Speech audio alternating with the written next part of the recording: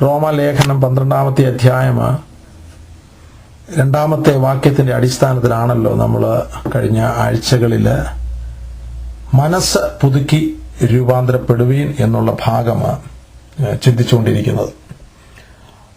ഞാൻ മനസ്സ് പുതുക്കി രൂപാന്തരപ്പെടുക എന്ന് പറയുമ്പോൾ മൈൻഡ് ഓഫ് ക്രൈസ്റ്റ്, ക്രിസ്തുവിൻ്റെ മനസ്സ് എന്നുള്ള ഹെഡിങ് ആണ് ഈ സ്റ്റഡിക്ക് കൊടുത്തിരിക്കുന്നത്. Mind of Christ. ഫിലിപ്പ് ലേഖനം 2-ാമത്തെ അധ്യായത്തിൽ അപ്പോസ്തലനായ പൗലോസ് ക്രിസ്തുവിൻ്റെ മനസ്സ്, ക്രിസ്തുവിൻ്റെ ഭാവം എന്നാണ് അവിടെ എഴുതിയിരിക്കുന്നത്. അതായത് ഫിലിപ്പ് ലേഖനം 2-ാമത്തെ അധ്യായത്തിൽ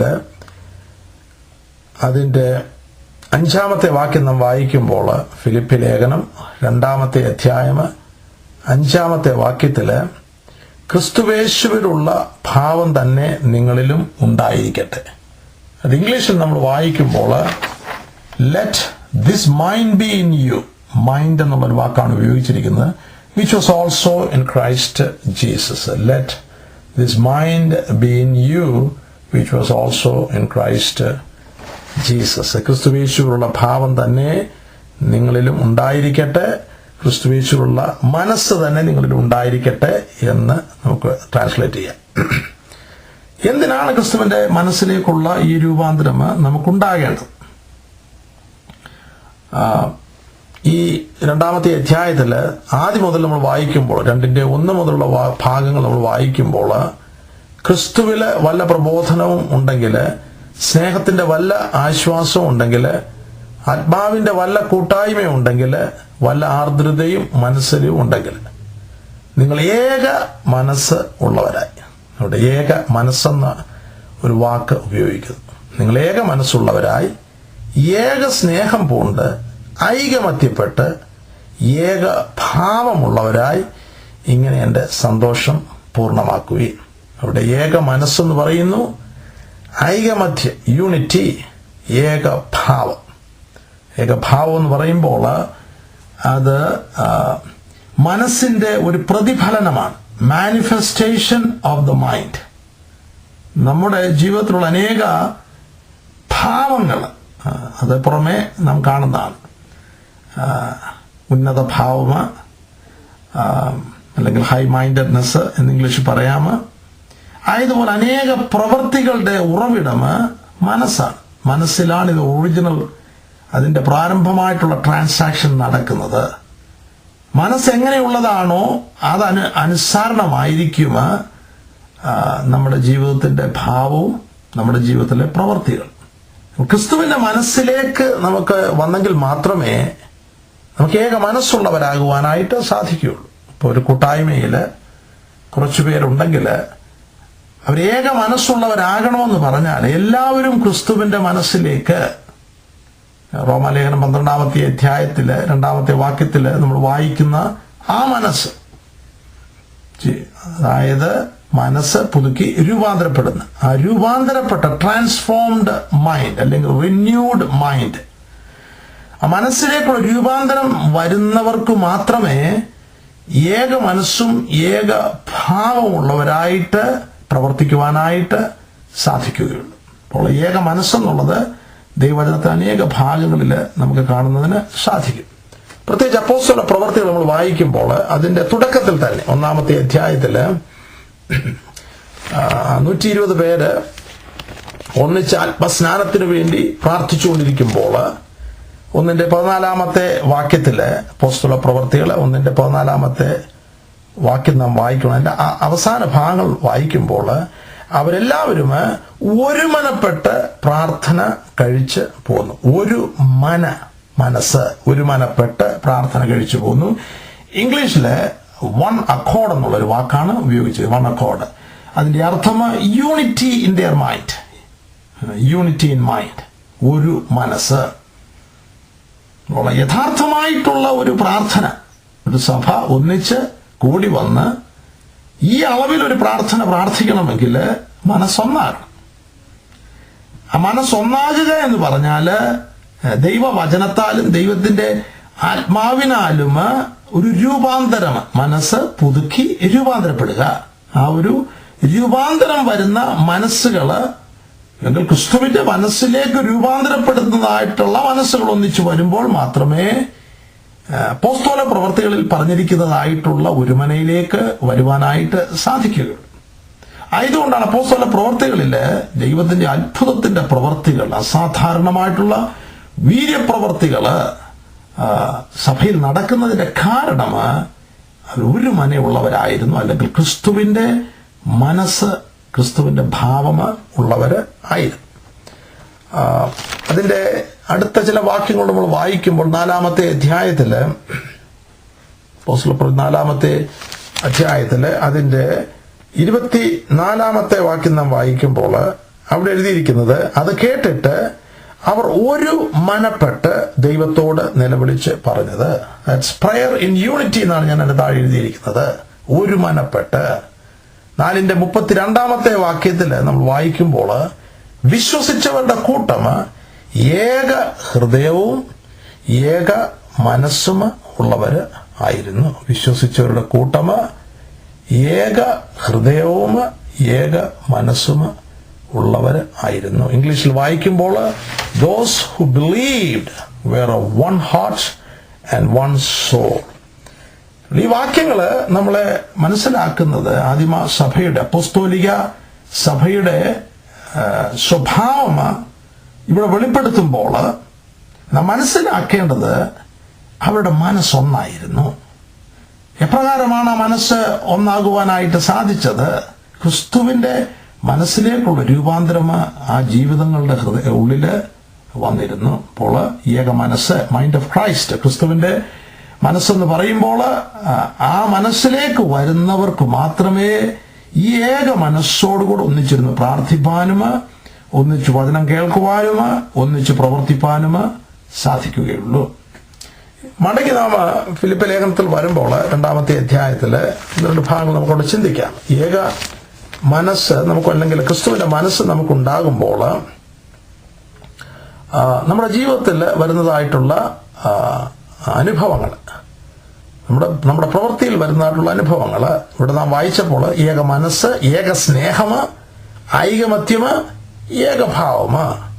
എന്നിട്ട് 3-ാമത്തെ വാക്യം നാം വായിക്കുമ്പോൾ, ഫിലിപ്പിനെ 2-ാമത്തെ അധ്യായം 3-ാമത്തെ വാക്യം വായിക്കുമ്പോൾ, ശാഠ്യത്താലോ ദുരഭിമാനത്താലോ ഒന്നും ചെയ്യാതെ താഴ്മയോടെ ഓരോരുത്തൻ മറ്റുള്ളവനെ തന്നേക്കാൾ ശ്രേഷ്ഠന് എന്ന് എണ്ണിക്കൊള്ളു. ഓരോരുത്തൻ സ്വന്തം ഗുണമല്ല, മറ്റുള്ളവന്റെ ഗുണവും കൂടെ നോക്കണം.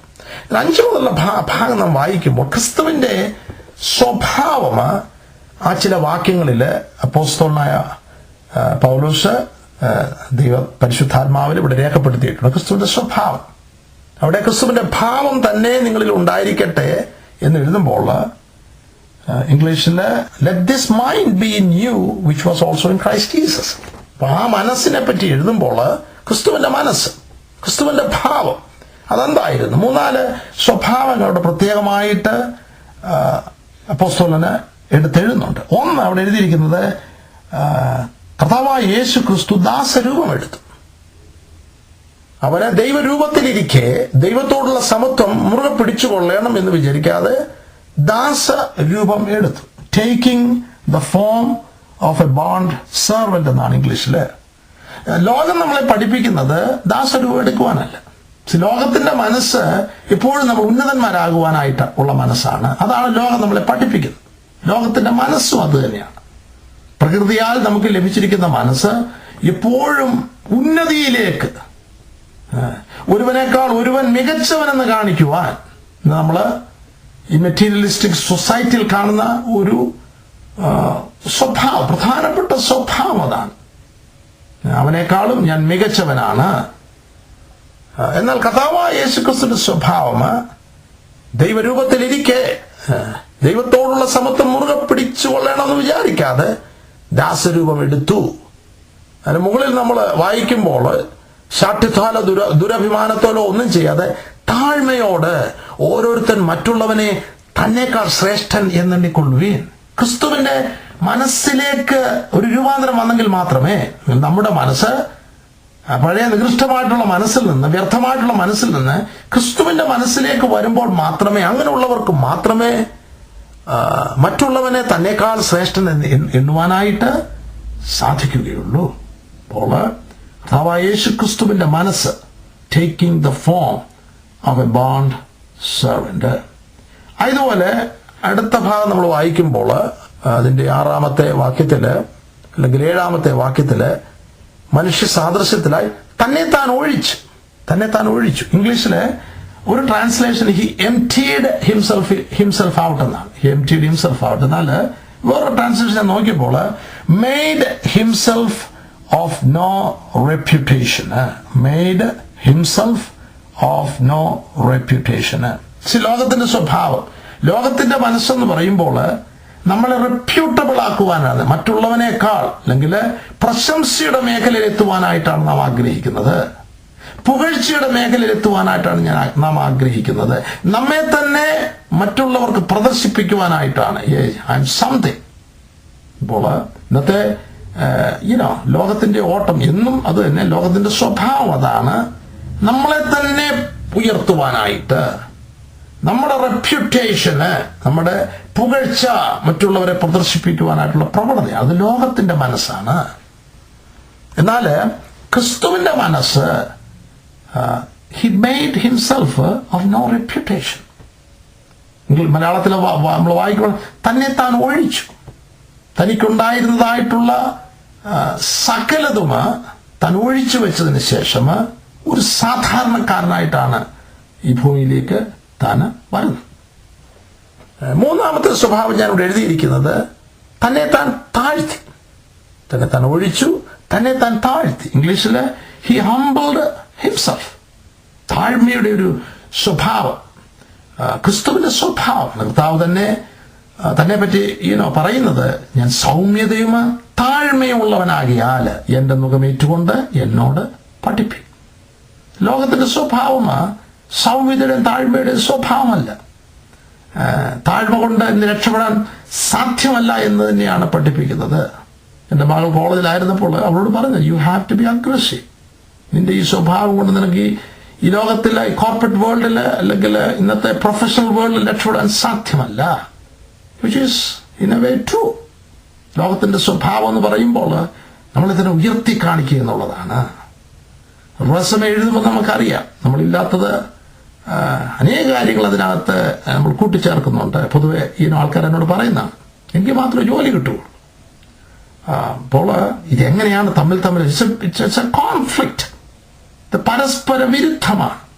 ദൈവരാജ്യവും ലോകരാജ്യവും. ദൈവരാജ്യത്തിന്റെ സ്വഭാവം വളരെ വ്യത്യസ്തമാണ്. ദൈവരാജ്യത്തിന്റെ സ്വഭാവമാണ് ഹ്യൂമിലിറ്റി.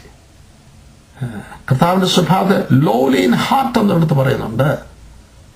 താഴ്മ, അങ്ങനെ വാക്കാണ് മത്തായി സുവിശേഷത്തിൽ ഉപയോഗിച്ചിരിക്കുന്നത്. തന്നെ താൻ താഴ്ത്തി. എന്നിട്ട് അതിന്റെ അടുത്ത ഭാഗം മരണത്തോളം, ക്രൂശിലെ മരണത്തോളം തന്നെ അനുസരണമുള്ളവനായി തീർന്നു. ക്രൂശിലെ മരണത്തോളം അനുസരണമുള്ളവനായി, obedient to the point of death, even the death of the cross. അപ്പോൾ കർത്താവായ യേശുക്രിസ്തുവിന്റെ സ്വഭാവം, taking the form of a bond servant, ദാസരൂപം എടുക്കുന്നു, തന്നെ താൻ ഒഴിച്ചു. He emptied himself out, made himself of no reputation. തന്നെ താൻ താഴ്ത്തി. He humbled himself. ക്രൂശിലെ മരണത്തോളം അനുസരണമുള്ളവനായി, obedient to the point of death, even the death of the cross.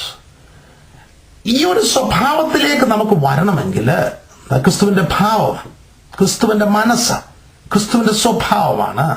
അപ്പോസ്തലൻ പറയുന്നത് ക്രിസ്തുവിന്റെ ഭാവം തന്നെ നിങ്ങളിലും ഉണ്ടായിരിക്കട്ടെ. ഈ ഒരു സ്വഭാവത്തിലേക്ക് നമുക്ക് വരണമെങ്കിൽ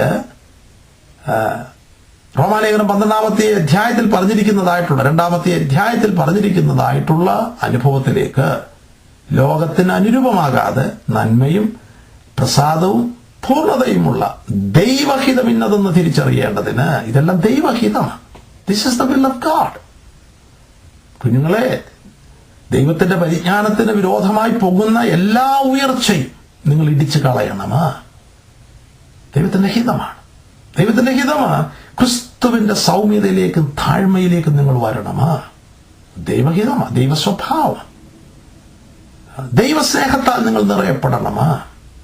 ശത്രുവിനെ സ്നേഹിക്കുവാൻ, നിങ്ങളെ ഉപദ്രവിക്കുന്നവർക്ക് വേണ്ടി പ്രാർത്ഥിപ്പാൻ തക്കവണ്ണമുള്ള സ്വഭാവത്തിലേക്ക് നിങ്ങൾ വരണം. എങ്കിൽ മാത്രമേ ദൈവത്തിന് പുത്രന്മാരായിട്ട് തീരുകയുള്ളൂ. That's a spiritual maturity. Child എന്നുള്ള മേഖലയിൽ നിന്ന് പുത്രത്വത്തിലേക്ക്, sonship. That's a maturity in Christ Jesus. ആകയാൽ സ്വർഗീയ പിതാവ് സൽഗുണപൂർണനായിരിക്കുന്നത് പോലെ നിങ്ങളും സൽഗുണപൂർണരാകുക. ഇതെല്ലാം സൽഗുണപൂർണതയുടെ അനുഭവങ്ങളാണ്. ഇതിലേക്ക് നമുക്ക് വരണമെങ്കിൽ has to be a transformation. ഓർത്തോളം റോമാലേഖനം നമ്മളെ പഠിപ്പിക്കുന്ന 3 മേഖലകളിൽ ഉള്ള രൂപാന്തരമാണ്. ഒന്ന്, നമ്മുടെ ആത്മാവിന്റെ റീജനറേഷൻ. ഏദനിൽ മരിച്ചുപോയതായിട്ടുള്ള ആത്മസ്വഭാവമുള്ള, അല്ലെങ്കിൽ ദൈവസാദൃശ്യത്തിലും ദൈവസ്വരൂപത്തിലുമുള്ള നമ്മളുടെ ആത്മാവ്, നമ്മുടെ മനുഷ്യാത്മാവ്, അതിന് ദൈവാത്മാവുമായിട്ടുള്ള ആ യൂണിയൻ മുഖേന ഒരു റീജനറേഷന്, വീണ്ടും ജനനമുണ്ടാകണം. അത് അതിന്റെ തുടക്കമാണ്. പിന്നെ നമ്മളിലുള്ളതാണ് ശരീരം. അതാണ് 12-ാമത്തെ അധ്യായം റോമാലേഖനം 12-ന്റെ 1-ാമത്തെ വാക്യം. ശരീരം അത് വേറൊരു ഭാഗമാണ്. അവിടെ അപ്പോസ്തലൻ നമ്മളെ പഠിപ്പിച്ച, സഹോദരന്മാരെ, ദൈവത്തിന്റെ മനസ്സലിവ് ഓർപ്പിച്ച് ഞാൻ നിങ്ങളെ പ്രബോധിപ്പിക്കുന്നത്, നിങ്ങൾ ബുദ്ധിയുള്ള ആരാധനയായി നിങ്ങളുടെ ശരീരങ്ങളെ ജീവനും വിശുദ്ധിയും ദൈവത്തിന് പ്രസാദമുള്ള യാഗമായിട്ട് സമർപ്പിക്കുക. നിരന്തര ഹോമയാഗവുമായിട്ട് ചേർത്ത് ഞാനത് ആദ്യ സമയങ്ങളിലെ ക്ലാസ്സുകൾ എടുത്തിട്ടുണ്ട്. നിരന്തര ഹോമയായി, നിരന്തരം 24 മണിക്കൂറും ദൈവത്തിന് പ്രസാദമുള്ള ഒരു യാഗമായിട്ട് നമ്മുടെ ശരീരങ്ങളെ സമർപ്പിക്കപ്പെടേണ്ടത്. കാരണം നമ്മുടെ ശരീരം ഈ ഔട്ടർ ഷെൽഫാണ് ദൈവത്തിന്റെ ആത്മാവിനെ ഉള്ളിൽ വഹിക്കുന്നത്, യഥാർത്ഥ ആത്മമനുഷ്യനെ വഹിക്കുന്നത്. അപ്പോൾ ഇതൊരാലയമാണ്. ആലയം എത്രത്തോളം വിശുദ്ധിയിൽ നമ്മൾ സൂക്ഷിക്കേണ്ടതായിട്ടുള്ളത്. ഇപ്പൊ ശരീരം നമ്മൾ സൂക്ഷിക്കണം. 3-ാമത്തെ കാര്യമാണ് മനസ്സ്, മൈൻഡ്, അല്ലെങ്കിൽ സോൾ. അത് അപ്പോസ്തലൻ നമ്മളെ പഠിപ്പിക്കുന്നത്, ലോകത്തിന് അനുരൂപമാകാതെ നന്മയും പ്രസാദവും പൂർണ്ണതയുമുള്ള ദൈവഹിതം ഇന്നതെന്ന് തിരിച്ചറിയേണ്ടതിന് മനസ്സ് പുതുക്കി രൂപാന്തരപ്പെടുക. അപ്പോൾ ഈ ട്രാൻസ്ഫോർമേഷൻ അല്ലെങ്കിൽ റിന്യൂവല് നടക്കുമ്പോൾ അങ്ങനെയുള്ള ഒരു കൂട്ടത്തിന് മാത്രമേ ഏക മനസ്സോടുകൂടെ ദൈവത്തെ ആരാധിപ്പാനും ദൈവത്തോട് പ്രാർത്ഥിപ്പാനും ദൈവത്തിന് വേണ്ടി പ്രവർത്തിപ്പാനുമായിട്ട് സാധിക്കുകയുള്ളൂ.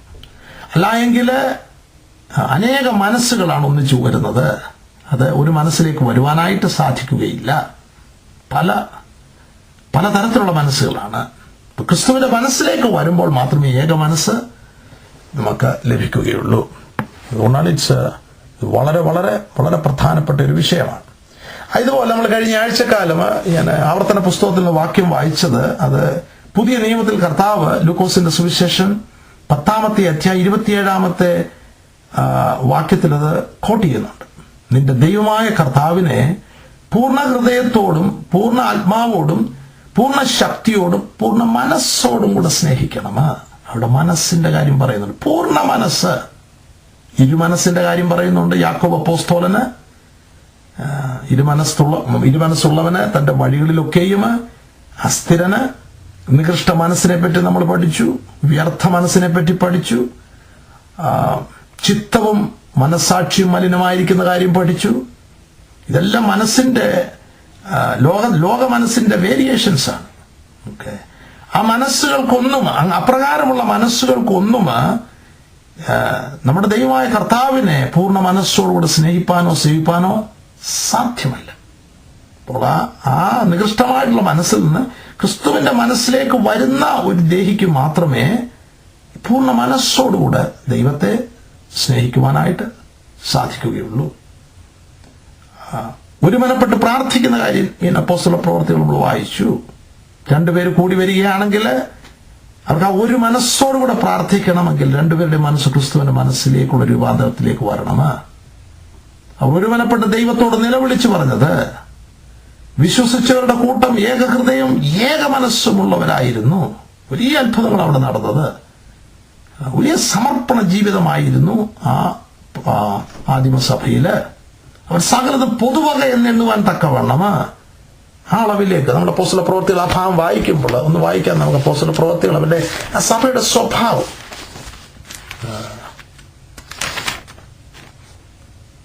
അപ്പോസ്തല പ്രവൃത്തികൾ 4-ാമത്തെ അധ്യായം 32 മുതൽ താഴോട്ടുള്ള വാക്യങ്ങൾ വായിക്കുമ്പോൾ വിശ്വസിച്ചവരുടെ കൂട്ടം ഏക ഹൃദയവും ഏക മനസ്സും ഉള്ളവരായിരുന്നു. തനിക്കുള്ളത് ഒന്നും സ്വന്തമെന്ന് ആരും പറഞ്ഞില്ല. സകലവും അവർക്ക് പൊതുവായിരുന്നു. അപ്പോസ്തലന്മാർ മഹാശക്തിയോടെ കർത്താവായ യേശുവിന്റെ പുനരുത്ഥാനത്തിന് സാക്ഷ്യം പറഞ്ഞു. എല്ലാവർക്കും ധാരാളം കൃപ ലഭിച്ചിരുന്നു. മുട്ടുള്ളവൻ ആരും അവരുടെ ഇടയിൽ ഉണ്ടായിരുന്നില്ല. നിങ്ങൾ നിലങ്ങളുടെയോ വീടുകളുടെയോ ഉടമസ്ഥന്മാരായവർ ഒക്കെയും അവയെ വിറ്റ് വില കൊണ്ടുവന്ന അപ്പോസ്തലന്മാരുടെ കാൽക്കൽ വയ്ക്കും. പിന്നെ ഓരോരുത്തരും അവനവന്റെ ആവശ്യം പോലെ വിഭാഗിച്ച് കൊടുക്കും. ഈ ഒരു സ്വഭാവം, ഇത് അൾട്ടിമേറ്റ് ക്രിസ്ത്യൻ ലൈഫ്. അതിന്റെ രഹസ്യം ഇവരുടെ വിശ്വസിച്ചവരുടെ കൂട്ടം, ഈ വിശ്വാസികളുടെ കൂട്ടം ഏക ഹൃദയവും ഏക മനസ്സും. ആ ഹൃദയം ക്രിസ്തുവിനാൽ നിറഞ്ഞതായിരുന്നു. ആ മനസ്സ് ക്രിസ്തുവിന്റെ മനസ്സ് ആയിരുന്നു.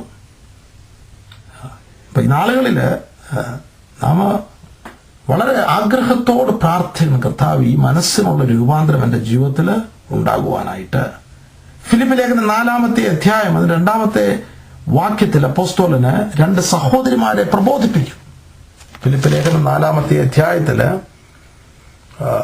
2 യുവോദ്യയും സുന്ദകയും എന്ന് പറയുന്ന 2 സഹോദരിമാരെ, അവര് ഏക ചിന്തയോടല്ല ഇരിക്കുന്നത്. ആയതുകൊണ്ടാണ് അപ്പോസ്തലൻ അവർ ഉപദേശിക്കുന്നത്, കർത്താവില് ഏക ചിന്തയോടെ ഇരിപ്പാൻ ഞാൻ യുവോദ്യയും സുന്ദകയും പ്രബോധിപ്പിക്കുന്നു. നമ്മുടെ ജീവിതത്തില് ഏക ചിന്ത അളവിലേക്ക് വരണമെങ്കിൽ ഈ മനസ്സിനുള്ള രൂപാന്തരം ഉണ്ടാകേണ്ടിയിരിക്കുന്നു. ഇംഗ്ലീഷിൽ അത് വായിക്കുമ്പോൾ mind, same mind in the Lord എന്ന്. I implore these 2 sisters to be of the same mind in the Lord. Same mind. നമ്മുടെ ജീവിതത്തിൽ ആ ഒരു അളവിലേക്ക്, നമ്മുടെ കുടുംബജീവിതത്തിലാണെങ്കിലും ഒരേ മനസ്സ്, നമ്മൾ ഒന്ന് തന്നെ സംസാരിക്കുവാനായിട്ട്, ഒന്ന് തന്നെ പ്രാർത്ഥിപ്പാനായിട്ട്, ഒരേ ദർശനത്തിൽ ആയിത്തീരുവാനായിട്ട് നാം വളരെ ശ്രദ്ധയോടെ പ്രാർത്ഥിക്കണം. ഇന്നത്തെ മോഡേൺ ഏജ് എന്ന് പറയുന്നത് നമ്മളെല്ലാം ഇൻഡിപെൻഡന്റ് എന്ന് പറഞ്ഞാൽ എല്ലാവരും അവരവരുടെ ചിന്താഗതിയിലാക്കുക എന്നുള്ളതാണ്. അങ്ങനെ വരുമ്പോൾ എങ്ങും ഒരു ഐക്യതയില്ല, ഏക മനസ്സ് ഇല്ല. It's all divided. എവിടെ നോക്കിയാലും ആ ഡിവിഷൻ നമുക്ക് കാണുന്നതിന് സാധിക്കും.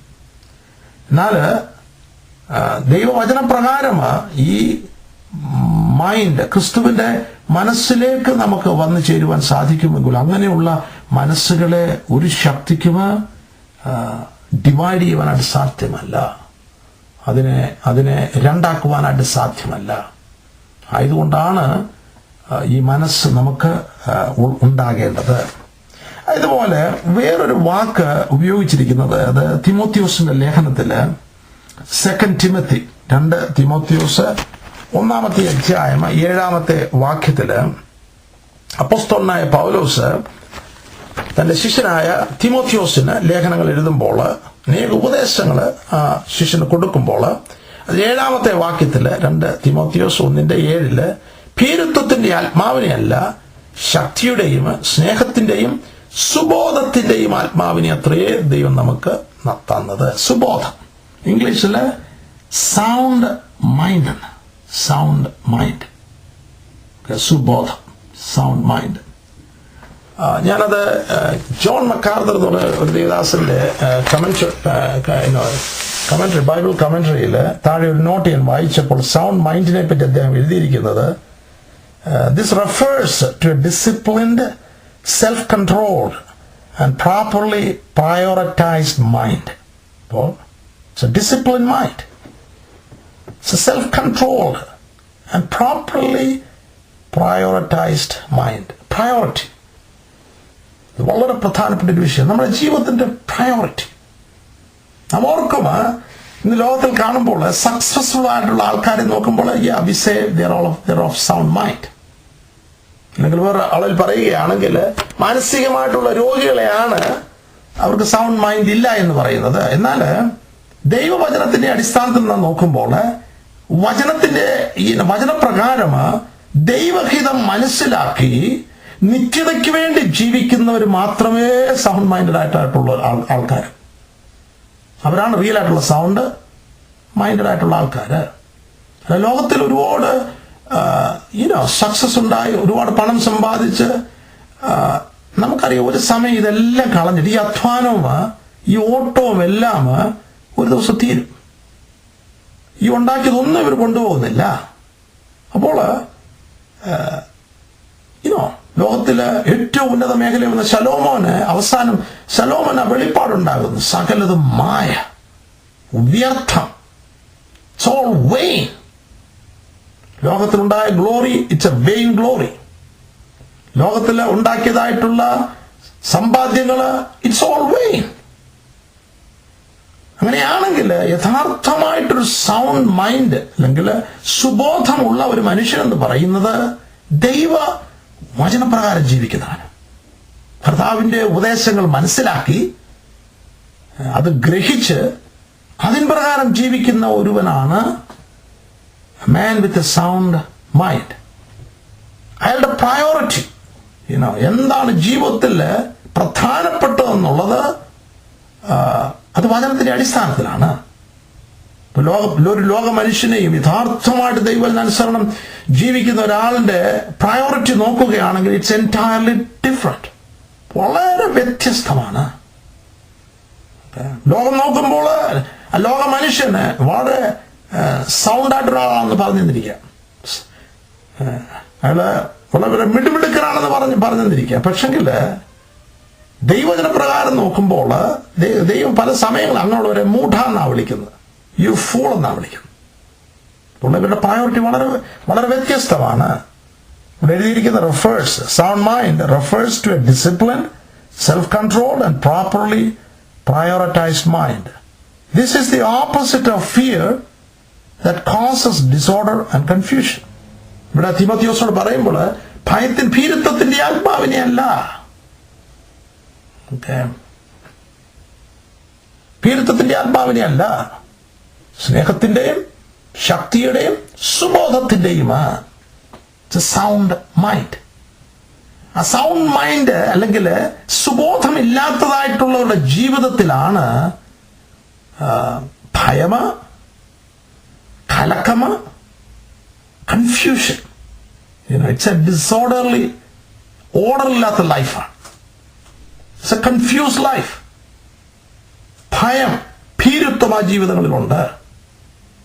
ജീവിതം എപ്പോഴും നിരാശയുടെ ജീവിതമാണ്, മനം കലങ്ങിയ ജീവിതമാണ്, ഒന്നിലും സംതൃപ്തിയില്ല, പിറുപിറുപ്പാണ് എപ്പോഴും വായിലുള്ള വരുന്നത്, നാളെയെപ്പറ്റി ഭയം.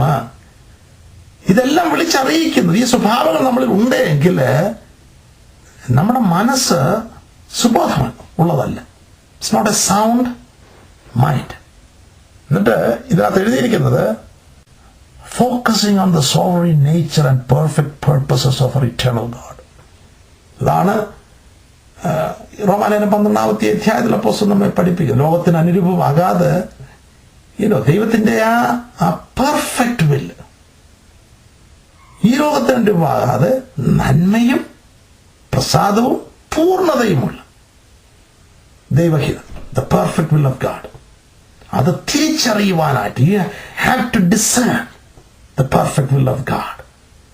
അതറിയണമെങ്കിൽ we need to have a sound mind of Christ, a transformed and renewed mind. By the way, ഈ process is a daily process. That renewal has to happen every day. പുതുക്കമാ നാമ ഓരോ ദിവസവും നമ്മുടെ ജീവിതത്തിൽ പുതിയ ദിവസമാണ്. ഇന്നലെ നാം പല്ല് തേച്ചുകൊണ്ട് ഇന്ന് പല്ല് തേക്കുന്നില്ല എന്നാരും പറയുകയില്ല. ഇന്നലെ കുളിച്ചോണ്ട് ഞാൻ ഇന്ന് കുളിക്കുന്നില്ലെന്ന് ആരും പറയുകയില്ല. എവ്രി ഡേ ഇതിനൊരു ശുദ്ധീകരണം നടക്കുന്നുണ്ട്. ഇന്നലെ കഴിച്ചോണ്ട് ഞാൻ ഇന്ന് കഴിക്കുന്നില്ല എന്ന് ഇല്ല പറയില്ല. ഇല്ല, every day every day is A new day എന്ന് പറഞ്ഞതുപോലെ മൈൻഡിന്റെ റിന്യൂവൽ എന്ന് പറയുമ്പോൾ it's an every day process. എല്ലാ ദിവസവും അതിന്റെ ശുദ്ധീകരണം നടക്കേണ്ടതായിട്ടുണ്ട്. എല്ലാ ദിവസവും നാം വചനം ധ്യാനിക്കേണ്ടതായിട്ടുണ്ട്. ജീവന്റെ വചനം നമുക്ക് ലഭിക്കേണ്ടതായിട്ടുണ്ട്. എല്ലാ ദിവസവും പ്രാർത്ഥനയിൽ ദൈവമായിട്ട് നമ്മൾ കമ്മ്യൂൺ ചെയ്യേണ്ടതായിട്ടുണ്ട്. So it's an every day life. Every day renewal നടക്കേണ്ടതായിട്ടുണ്ട്. It's not a one time process.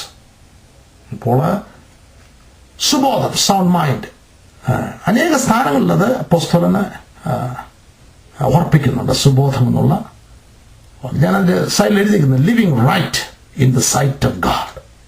Living right in the sight of God.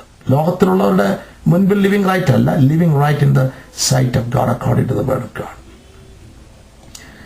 ഈ വേറൊരു വാക്ക് അപ്പോസ്തലന്മാർ ഉപയോഗിച്ചിരിക്കുന്നത് നിർമ്മതര്, സോബർ മൈൻഡ്. സോബർ മൈൻഡ് ഞാൻ അതിന്റെ ഈ സൈഡിൽ എഴുതിയിരിക്കുന്നത് സോബർ മൈൻഡ് എന്ന് പറയുമ്പോൾ it's a perfect mind, it's a peaceful mind. ശാന്തമായിട്ടുള്ള മനസ്സാണ് സോബർ മൈൻഡ്. അതിനാണ് ആ തെറ്റും ശരിയും. ഇപ്പോൾ ഫോർ എക്സാമ്പിൾ മദ്യം കഴിച്ച് ആൽക്കഹോള് ഒരുപാട് കുടിച്ച് മൈൻഡ് സോബർ മൈൻഡ് അല്ലാത്ത ഒരാളിന് he doesn't know what's happening. അവൻ ചെയ്യുന്ന കാര്യങ്ങൾ എന്താണെന്ന് തന്നെ ഓർമ്മയില്ല. ആ മൈൻഡ് വെളിവില്ലാത്ത, മലയാളത്തിലെ ഭാഷ പറഞ്ഞാൽ വെളിവില്ലാത്ത ഒരു മനസ്സാണ്. എന്നാൽ ഒരു ദൈവ പൈതലിന് ആത്മീകമായിട്ടുള്ള ആ സോബർ മൈൻഡ് ലഭിക്കേണ്ടതായിട്ട് ഉണ്ട്. അത് അടുത്ത ആഴ്ചകളിൽ ഞാൻ ആ സോബർ മൈൻഡിനെ പറ്റി സമയം കിട്ടുകയാണെങ്കിൽ അറിയിക്കാം. കാരണം അതിനകത്ത് അനേക സത്യങ്ങളുണ്ട്. നിർമ്മതർ എന്നൊരു വാക്ക് മലയാളത്തിൽ നിർമ്മതർ ആയിരിക്കുക. അപ്പോസ്തലന് തന്റെ ലേഖനത്തില് അതായത് പത്രോസിന്റെ ലേഖനം പത്രോസ് 5-ാമത്തെ അധ്യായത്തില്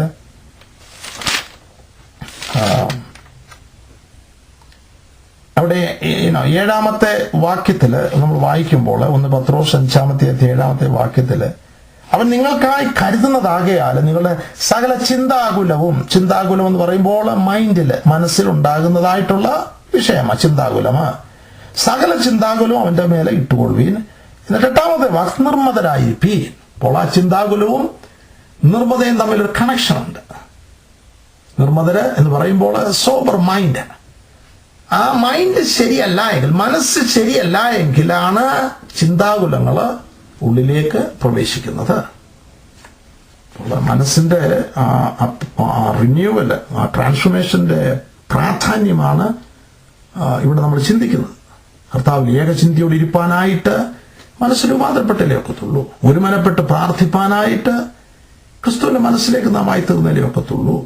ദിവ്യ സ്വഭാവങ്ങളായിട്ടുള്ള ക്രിസ്തുവിന്റെ സ്വഭാവങ്ങൾ തന്നെ താൻ ഒഴിക്കുവാനും തന്നെ താൻ താഴ്ത്തുവാനും ക്രൂശിൽ മരണത്തോളം ദൈവകൽപ്പനകൾക്ക് അനുസരണമുള്ളവരായിട്ട് ജീവിപ്പാനും ഒക്കെ കഴിയണമെങ്കിൽ നമ്മുടെ ഉന്നത ഭാവങ്ങളെല്ലാം പുറത്തുപോയി ദിവ്യ സ്വഭാവത്തിൽ ക്രിസ്തുവിന്റെ സ്വഭാവത്തോട് അനുരൂപര് ആകണമെങ്കിൽ ഈ മനസ്സെന്നുള്ള പാർട്ടും മനസ്സെന്നുള്ള ആ മേഖലയും അതിൽ വലിയ രൂപാന്തരം ഉണ്ടാകേണ്ടതായിട്ട് ഉണ്ട്. അല്ല എങ്കിൽ ആകപ്പാട് നമ്മുടെ ജീവിതത്തിന്റെ ഒരു നല്ല സമയവും നമ്മൾ വ്യർത്ഥമാക്കുകയാണ്. നമ്മൾ അധ്വാനിക്കുന്നത്, നമ്മൾ പ്രവർത്തിക്കുന്നത്, നമ്മളുടെ ചിന്താമണ്ഡലം, ഇങ്ങനെയുള്ള മേഖലകളിലെല്ലാം there is a disorderly conduct. അത് ദൈവ വചനത്തിനനുസരണമായിരിക്കുകയില്ല. നമ്മളിൽ തന്നെ അത് റിഫ്ലക്റ്റ് ചെയ്യും. നമ്മുടെ ജീവിതത്തിന്റെ വൈകല്യങ്ങൾ, നമ്മുടെ ജീവിതത്തിലുണ്ടാകുന്ന കുഴച്ചിലുകൾ, നമ്മുടെ ജീവിതത്തിലുണ്ടാകുന്ന ചിന്താകുലങ്ങൾ, നമ്മുടെ ജീവിതത്തില് ഭാരങ്ങൾ, വെറുതെയുള്ള ഭാരങ്ങൾ, ഇതെല്ലാം ഇപ്പൊ നമ്മുടെ മനസ്സിന്റെ രൂപാന്തരം വരുന്നില്ല എങ്കിൽ ഇതെല്ലാം നമ്മുടെ ജീവിതത്തിന്റെ കൂടപ്പുറപ്പായിട്ട് തീരും. Every day it's A struggle. Every day നമ്മൾ ഓരോ ദിവസവും ആവശ്യമില്ലാത്ത ഭാരം നമ്മൾ വലിച്ചുകൊണ്ട് വഹിച്ചുകൊണ്ട് നടക്കേണ്ടതായിട്ട് വരും. അപ്പോൾ ദൈവമായ കർത്താവ് ഈ മേഖലയിൽ ജീവിക്കേണ്ടതുപോലെ ജീവിക്കാനായിട്ട് നമ്മെ സഹായിക്കട്ടെ. ഈ ഭാഗങ്ങൾ നിങ്ങൾ വീണ്ടും ധ്യാനിക്കണം. കർത്താവേ, ഈ മനസ്സിലേക്ക് സുബോധം, സോബർ മൈൻഡ് അടിയന് ലഭിക്കാനായിട്ട് അവിടുന്ന് സഹായിക്കും. ഇങ്ങനെയുള്ള ജീവിതങ്ങൾക്ക് മാത്രമേ, അതായത് ഫിലിപ്പ് ലേഖനത്തിൽ 4-ാമത്തെ അധ്യായത്തിൽ ഒരു ഭാഗം കൂടെ നമുക്ക് വായിക്കാം. ഫിലിപ്പ് ലേഖനം 4-ാമത്തെ അധ്യായം അതിന് 8-ാമത്തെ വാക്യം നാം വായിക്കുമ്പോൾ, ഫിലിപ്പ് ലേഖനം 4:8, ഒടുവിൽ സഹോദരന്മാരെ, സത്യമായതൊക്കെയും ഘനമായതൊക്കെയും നീതിയായതൊക്കെയും നിർമ്മലമായതൊക്കെയും രമ്യമായതൊക്കെയും സൽകീർത്തിയായതൊക്കെയും സൽഗുണമോ പുകഴ്ചയോ അതൊക്കെയും ചിന്തിച്ചുകൊള്ളി. ചിന്ത മൈൻഡിന്റെ ഒരു ഭാഗമാണ്. മൈൻഡിലാണ് അല്ലെങ്കിൽ മനസ്സിലാണ് ചിന്തകൾ വരുന്നത്. അപ്പോസ്തലൻ ഉപദേശിക്കുന്നത് ഫിലിപ്പ് ലേഖനത്തിൽ, ഈ ലേഖനത്തിൽ നമ്മൾ ഉപദേശിക്കുന്നത് ഇംഗ്ലീഷിൽ നോക്കട്ടെ. ഫിലിപ്പ് ലേഖനം ഇംഗ്ലീഷിൽ വായിക്കാം. 4:8 വായിക്കും. Finally, brethren, whatever things are true, whatever things are noble, whatever things are just, whatever things are pure, whatever things are lovely, whatever things are good, of good report, if there is any virtue and if there is anything praiseworthy, meditate on these things. Meditate on these things. മലയാളത്തിൽ ചിന്ത എന്നൊരു വാക്കാണ്. ഈ meditation ഇവിടെ നടക്കുന്നത് in our mind. ഇതെല്ലാം ദിവ്യമാണ് ഇവിടെ പറഞ്ഞിരിക്കുന്നതല്ല. അതായത് സത്യമായത്, ഘനമായത്, നീതിയായത്, നിർമ്മലമായത്, രമ്യമായത്, സൽകീർത്തിയായത്, സൽഗുണമോ പുകഴ്ചയായതൊക്കെയും, ഇതെല്ലാം ഗോഡ്ലി നേച്ചർ. ഇതെല്ലാം ദിവ്യമാണ്. അത് നമുക്ക് ചിന്തിക്കണമെങ്കിൽ ഓർത്തോളം നമ്മുടെ ചിന്താമണ്ഡലം അവരവർ ചിന്തിച്ചാൽ മതി. ഈ ചിന്താമണ്ഡലം എന്താണ് നമ്മൾ പകൽക്കാലം ചിന്തിക്കുന്നത്? പലപ്പോഴും നമ്മൾ അതും ഇതുമൊക്കെ ചിന്തിക്കുന്നത്, ചപ്പും ചവറുമാണ് ചിന്തിക്കുന്നത്. കാരണം നമ്മുടെ മനസ്സിന് വേണ്ടവണ്ണം രൂപാന്തരം സംഭവിച്ചിട്ടില്ല. അപ്പോൾ ക്രിസ്തുവിന്റെ മനസ്സിലാകുമ്പോൾ ഈ പറയുന്നതായിട്ടുള്ള ഉന്നതമായിട്ടുള്ളത്, ദിവ്യമായിട്ടുള്ള ചിന്തകളായിരിക്കും നമ്മുടെ ചിന്താമണ്ഡലങ്ങളെ ഭരിക്കുന്നത്. It's going to be pure. നമ്മുടെ മൈൻഡ് ആ ഹോളിനെസ്സിലേക്ക് ആയിത്തീരും. അതായത് നമ്മുടെ ആത്മാവും നമ്മുടെ പ്രാണനും നമ്മുടെ ദേഹവും ക്രിസ്തുവിന്റെ നാളില് ഒരുപോലെ അനന്യമായിട്ട് വെളിപ്പെടണമെന്ന് തെസ്സലോനിക്കയിൽ വായിക്കുന്നത്. ഈ 3 മേഖലകളിലും ഇത് ആ ഹോളിനെസ്സിലേക്ക് വരണമെന്നുള്ളതാണ് ദൈവം ആഗ്രഹിക്കുന്നത്. അതെങ്ങനെയാണ് ഈ അളവിലേക്ക് നമുക്ക് വരുവാനായിട്ട് സാധിക്കുന്നത്? ദൈവം സഹായിക്കുകയാണെങ്കിൽ അടുത്ത ആഴ്ചക്കാലം അല്ലെങ്കിൽ അടുത്ത ആഴ്ചകളിൽ ആ മേഖലകളോട് ചിന്തിക്കുവാനായിട്ട്, ആ ഏറിയയോട് ചിന്തിക്കുവാനായിട്ട് ആഗ്രഹിക്കുന്നു. ഇതുപോലെ റോമാലേഖനം 12-ാമത്തെ അധ്യായത്തിൽ 1-2 വാക്യങ്ങൾക്ക് ശേഷമുള്ള വാക്യങ്ങൾ, 3 മുതലുള്ള വാക്യങ്ങൾ പ്രാക്ടിക്കൽ ക്രിസ്ത്യാനിറ്റിയാണ്, പ്രായോഗികമായിട്ടുള്ള ജീവിതമാണ്. അത് നമുക്ക് അടുത്ത ദിവസങ്ങളിൽ ദൈവത്തിൽ ആശ്രയിച്ചുകൊണ്ട് പഠിക്കുവാനായിട്ട് സഹായിക്കട്ടെ. അപ്പോൾ റോമാലേഖനത്തില് 3 മേഖലകളിൽ ഉള്ള രൂപാന്തരം. ഒന്ന്, ആത്മാവില് കർത്താവായ യേശുക്രിസ്തുവിന്റെ ക്രൂശുമരണത്താല്, രക്തത്താല് നമ്മൾ വീണ്ടെടുക്കപ്പെടുന്ന അനുഭവം. ഒരുവന് ഹൃദയം കൊണ്ട് വാഗൊണ്ട് ഏറ്റു പറയുമ്പോൾ, യേശുവിനെ രക്ഷിതാവും കർത്താവുമായിട്ട് സ്വീകരിക്കുമ്പോൾ അവന്റെ ഉള്ളില് ആത്മാവിൽ റീജനറേഷന്, ഒരു വീണ്ടും ജന്മം നടക്കുന്നു. ആ പോയിന്റ് മുതൽ, starting point of Christian life, അവിടെ മുതൽ പിന്നെ നമ്മുടെ ജീവിതം, അതായത് നമ്മളുടെ ശരീരവും നമ്മളുടെ ദേഹി, ആ 2 മേഖലകളും ദൈവവചനത്താലും ദൈവത്തിന്റെ ആത്മാവിന്റെ അനുസരണയുള്ള ജീവിതത്താലും ഒരു പെർഫെക്ഷനിലേക്ക് വരേണ്ടതായിട്ടുണ്ട്. അതാണ് 12-ാമത്തെ അധ്യായം 1-2 വാക്യങ്ങള്. ശരീരങ്ങളെ ജീവനും വിശുദ്ധിയും ദൈവത്തിന് പ്രസാദമുള്ള യാഗമായിട്ട് സമർപ്പിക്കുക. കാരണം ഇത് ടെമ്പിൾ ഓഫ് ഗാഡ്. ശരീരം എന്ന് പറയുമ്പോൾ it's A temple of God. ദൈവത്തിന്റെ ആത്മാവിനെ വഹിക്കുന്നതായിട്ടുള്ള ആലയമാണ്. ആലയം എപ്പോഴും വിശുദ്ധമായിരിക്കണം. അപ്പോൾ നമ്മുടെ ശരീരത്തിന്റെ എല്ലാ അവയവങ്ങളും ദൈവത്തിന് വേണ്ടി സമർപ്പിക്കണമെന്ന് പറയും. നീതിക്ക് സമർപ്പിക്കണമെന്ന് റോമാലേഖനത്തിൽ 6-ാമത്തെ അധ്യായത്തിൽ നമ്മളെ പഠിപ്പിക്കുന്നു. കാരണം എന്താ? It's A temple of God. ദൈവത്തിന്റെ ആലയത്തെ നശിപ്പിക്കുന്നവനെ നശിപ്പിക്കുമെന്നാണ്. നിങ്ങൾ ദൈവത്തിന്റെ മന്ദിരമെന്നും ദൈവത്തിന്റെ ആത്മാവ് നിങ്ങളിൽ വസിക്കുന്നുവെന്ന് നിങ്ങൾ അറിയുന്നില്ലയോ? ദൈവത്തിന്റെ പരിശുദ്ധാത്മാവിനെ നമ്മുടെ ശരീരമാകുന്ന മന്ദിരത്തിൽ നൽകിയിരിക്കുന്നുവെന്ന്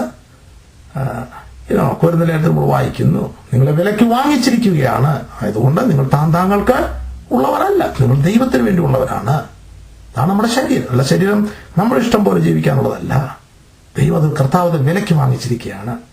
അല്ലെങ്കിൽ പിതാവ് തന്റെ പുത്രനായ കർത്താവായ യേശുക്രിസ്തുവിന്റെ രക്തത്താൽ നമ്മുടെ ശരീരങ്ങളെ വിലയ്ക്ക് വാങ്ങിച്ചിരിക്കുകയാണ്. He bought with a price. എന്തിന്?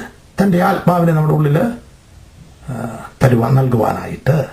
എന്നിട്ട് നാം ദൈവ മനുഷ്യരായിട്ട്, ദൈവമക്കളായിട്ട് ജീവിപ്പാനായിട്ട്, completely under the control of the Holy Spirit. ദൈവത്തിന്റെ ഹിതത്തിന്, ദൈവത്തിന്റെ ആലോചനയ്ക്ക്, ദൈവത്തിന്റെ അനുസരണയിൽ ജീവിപ്പാനായിട്ട്. അപ്പോൾ നമ്മുടെ ആത്മാവിനും ശരീരത്തിനും മധ്യത്തിലുള്ള ഒരു മേഖലയാണ് സോൾ, ദേഹി, മനസ്സ്. അവിടെയും രൂപാന്തരം ഉണ്ടാകേണ്ടിയിരിക്കുന്നു. കാരണം ആ മനസ്സിലാണ് ഒരുപാട് ക്രിയകൾ, ആക്ഷൻസ് നടക്കുന്നത്. ഇന്റേണൽ പ്രോസസ്സ് മനസ്സ് നടക്കുകയാണ്. അതിന്റെ പ്രതിഫലനമാണ് നമ്മുടെ ജീവിതത്തിൽ ഉണ്ടാകുന്ന പ്രവൃത്തികൾ, നമ്മുടെ ഭാവം, നമ്മുടെ വിവിധമായിട്ടുള്ള actions. That is a manifestation of the mind. അപ്പോൾ മൈൻഡ് ക്ലിയർ ആയിരിക്കണം, മൈൻഡ് പ്യൂർ ആയിരിക്കണം. മനസ്സ് ഈ പുതുക്കം, ഈ രൂപാന്തരം ഉണ്ടാകേണ്ടിയിരിക്കുന്നു. അങ്ങനെയുള്ള മനസ്സിലാണ് സത്യമായതും ഘനമായതും നീതിയായതും പുകഴ്ചയായതും സൽകീർത്തിയായതും രമ്യമായതും ഒക്കെ ചിന്തിക്കുന്നത്. It's all pure thoughts. Thought process നമ്മൾ നേരത്തെ പഠിച്ചു. മൈൻഡ് ശരിയല്ല എങ്കിൽ, മനസ്സ് അശുദ്ധമാണെങ്കിൽ, നികൃഷ്ടമാണെങ്കിൽ, വ്യർത്ഥമാണെങ്കിൽ, അതിലൂടെ വരുന്നതായിട്ടുള്ള പ്രവൃത്തികൾ വ്യർത്ഥമാണ്, നികൃഷ്ടമാണ്, ദൈവത്തിന്റെ ഹിതത്തിന് വിരുദ്ധമാണ്. എന്നാൽ വചനത്തെ നമ്മൾ അനുശാസിക്കുന്നത് പോലെ ഇത് മനസ്സ് പുതുക്കി രൂപാന്തരപ്പെടുകയാണെങ്കിൽ, ക്രിസ്തുവിന്റെ മനസ്സിലേക്ക് വരികയാണെങ്കിൽ, ആ മനസ്സിൽ നടക്കുന്നതെല്ലാം നിർമ്മലമായിട്ടുള്ളതാണ്. You can see the purity within that mind. Pure ആയിരിക്കും. അങ്ങനെ ആ നിർമ്മലതയിൽ ആ മനസ്സ് ക്രിസ്തുവിന്റെ മനസ്സിലാകുകയാണെങ്കിൽ അതിലൂടെ പ്രതിഫലിക്കുന്നതെല്ലാം വിശുദ്ധമായിരിക്കും, നിർമ്മലമായിരിക്കും.